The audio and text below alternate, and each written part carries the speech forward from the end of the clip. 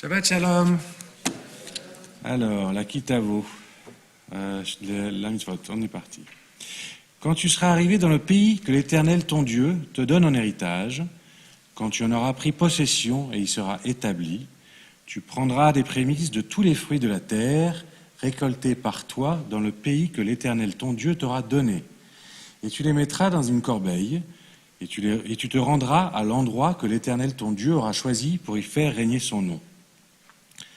Tu te présenteras au pontife qui sera alors en fonction et lui diras « Je viens reconnaître en ce jour devant l'Éternel ton Dieu que je suis installé dans le pays que l'Éternel avait juré à nos pères de nous donner. » Alors le pontife recevra la corbeille de ta main et la déposera devant l'autel de l'Éternel ton Dieu.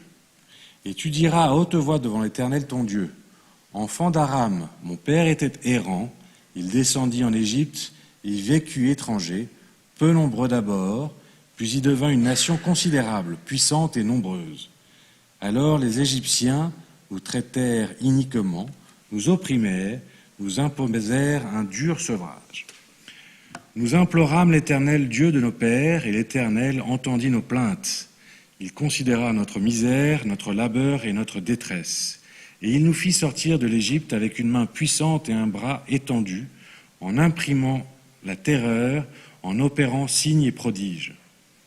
Et il nous introduisit dans cette contrée, et il nous fit présent de cette terre, une terre où ruisselle le lait et le miel. Or maintenant, j'apporte en hommage les premiers fruits de cette terre dont tu m'as fait présent, Seigneur. Tu les déposeras alors devant l'Éternel, ton Dieu, et tu te prosterneras devant lui.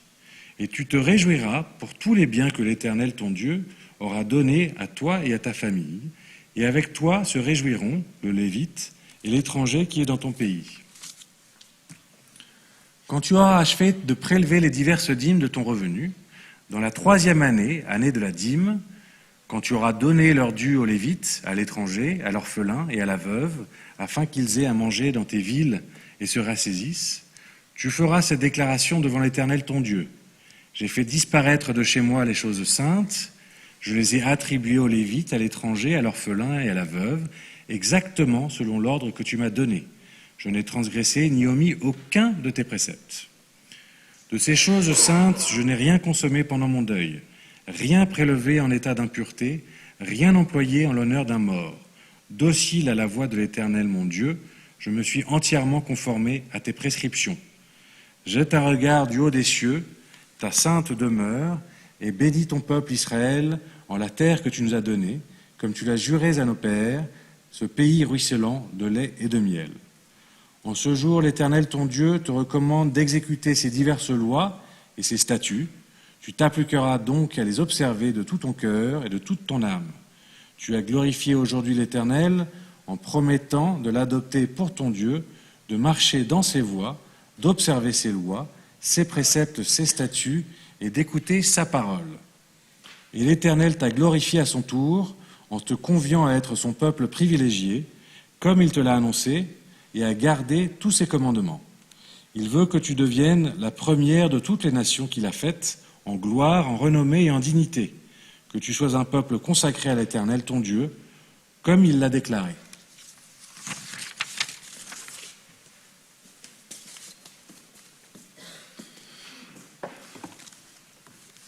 Shabbat Shalom. Eloheinu ve'Elohei Avotenu, notre Dieu est Dieu de nos pères. C'est une phrase simple et fréquente dans nos prières. Dans notre Siddur Gil, nous y ajoutons ces mots Eloheinu ve'Elohei Avotenu ve'Emotenu. Notre Dieu est Dieu de nos pères et de nos mères. Ces mots résolvent l'un des problèmes de cette phrase. Où sont nos mères? Où sont nos matriarches? Avotenu ve'Emotenu, c'est une solution égalitaire. Mais pour beaucoup d'entre nous, il soulève un autre problème, plus personnel. Que faire si nos parents ne sont pas ou n'étaient pas juifs? Pouvons-nous encore prononcer cette phrase en toute intégrité? Dieu est-il Elohei Avotenu, le Dieu de nos ancêtres, ou devrions-nous omettre cette phrase ou dire autre chose. J'aborde cette question en relation avec notre parasha Kitavo. Au début de la parasha, dans Deutéronome 26, il y a une description de la cérémonie des prémices Bikurim. Il est dit aux enfants d'Israël que lorsqu'ils entreront dans la terre promise, ils devront se présenter devant le prêtre avec le prémisse dans un panier et dire « Je reconnais devant Dieu que je suis entré dans le pays que Dieu a promis à nos pères. » Le prêtre prendra le panier, il placera sur l'autel. Ensuite, il faudra réciter la phrase suivante, rendue célèbre par son inclusion dans l'Agada de Pessah. Arami Oved Avi. Mon père était un araméen errant. Arami Oved Avi. Qui est cet araméen errant? La plupart des gens l'identifient à Jacob et soulignent les racines errantes, humbles et nomades des enfants de Jacob, c'est-à-dire des enfants d'Israël. D'autres disent qu'il s'agissait d'Abraham, qui était araméen par ses origines géographiques. Il est également possible de traduire cette phrase différemment. En araméen, a détruit mon père, et cela ferait référence à Laban, le beau-père de Jacob. Mais dans tous les cas, Avi, mon père, fait référence à Jacob ou Abraham, l'un de nos patriarches. Donc ça, c'est la cérémonie des prémices. Un peuple qui s'est installé en terre promise reçoit pour instruction de perpétuer une cérémonie, lui rappelant ses racines nomades. Mais nous avons ensuite la Mishnah Bikurim, un traité entier de la Mishnah consacré à l'explication des tenants et aboutissants de cette cérémonie. Et il y est dit que certains peuvent apporter les prémices et d'autres non. En effet, les personnes qui louent leur terre sans en être propriétaires ne peuvent pas venir avec leurs fruits, car la Torah dit « Apportez les prémices de votre terre ». Et s'ils sont locataires, ils ne sont donc pas vraiment propriétaires de leur terre. Et la Mishnah Bikurim en 4 ajoute que certains peuvent venir avec le premier fruit, mais qu'ils n'ont pas le droit de prendre la parole pendant la cérémonie. Par exemple, c'est dit que les convertis ne peuvent pas dire « Asher nishpa Adonai levotenu latet lanu » que Dieu a juré à mes pères de nous donner, puisque ce n'est pas vrai dans les faits. La terre n'était pas celle de leur propre père. Cette discrimination peut nous sembler un peu choquante. Nous sommes habitués à considérer qu'un converti est un juif à part entière et que la loi juive ne fait aucune discrimination à son égard. C'est en grande partie vrai. En matière de droits légaux, on ne peut pas discriminer un converti. Mais dans la Mishnah, en revanche, il n'y a pas d'égalité liturgique totale. Et la Mishnah Bikurim poursuit en disant que lorsqu'on est né de mère juive, mais pas de père juif, il y a également un problème avec l'expression « Eloi Avotenu », Dieu de mes pères. Et la Mishnah Bikurim suggère que les personnes concernées utilisent dans leur prière l'expression alternative « Elohei Avot Israël », Dieu des pères d'Israël. D'un côté, c'est compréhensible. Nous visons la sincérité dans nos prières en hébreu Iyun Tefillah, et nous ne voulons pas prononcer des phrases qui sont fausses.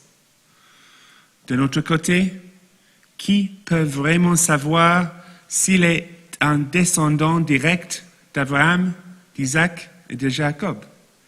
Peut-être aucun d'entre nous. Heureusement, Maïmonide a décidé qu'un converti ne devait pas être exclu de la mitzvah de Bikurim. Il suit l'idée qu'Abraham est le père de toutes les nations. est celui pas seulement des Juifs.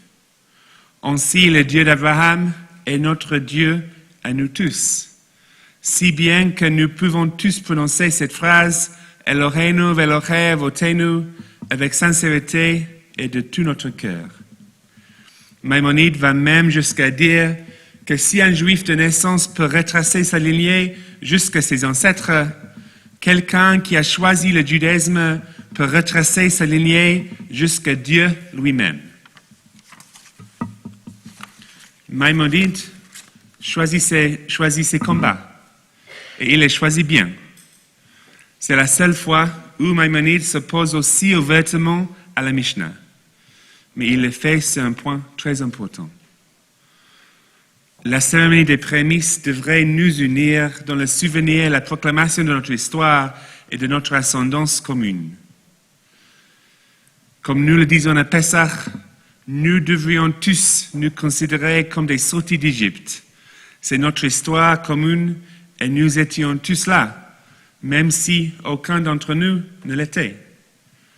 De même, nous disons que nous étions tous là, au pied de Mont Sinaï, même si cela s'est produit il y a plus de 3000 ans. Et grâce à Maïmonide, nous pouvons tous dire « Eloheinu v'Elohei avotenu » que Dieu est véritablement notre Dieu et le Dieu de nos pères. Et grâce à Rabbi François et notre Siddur novateur, Dieu est aussi Elohei imotenu, le Dieu de nos mères. Shabbat Shalom.